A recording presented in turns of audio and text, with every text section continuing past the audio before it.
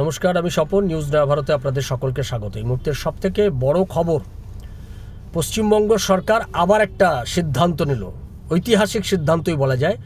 মমতা ব্যানার্জি সরকার যে মুসলিমদের ওবিসির ব্যবস্থা করে দিয়েছিল, মুসলিমদের ওবিসি ক্যাটাগরিতে তাদেরকে সংরক্ষণ দিচ্ছিল, সেই ক্যাটাগরি থেকে মুসলিমদের ওবিসি অর্থাৎ মুসলিমদেরকে ওবিসি ক্যাটাগরি থেকে সম্পূর্ণভাবে বাদ দিয়ে দেওয়া হলো। অর্থাৎ ওবিসির যে সংরক্ষণ সেটা 17% থেকে 7%-এ নামিয়ে আনা হলো। অর্থাৎ এবার থেকে মুসলিমদের যে ওবিসি ক্যাটাগরিতে যাদের চাকরি হয়েছিল তাদের চাকরি নিয়েও একটা জটিলতা প্রশ্ন তৈরি হয়েছে, আমরা এটা দেখতে পাচ্ছি।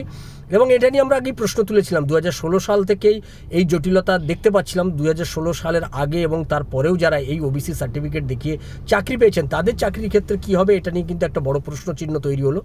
এখন দেখার যে এই ওবিসি যে বাতিল হলো, এই বাতিল হওয়ার পর রাজ্যে রাজনৈতিক প্রতিক্রিয়া কী হয়, আমাদের সেদিকে নজর থাকবে। আপনাদের নজর থাকুক নিউজ নয়া ভারতের পর্দায়।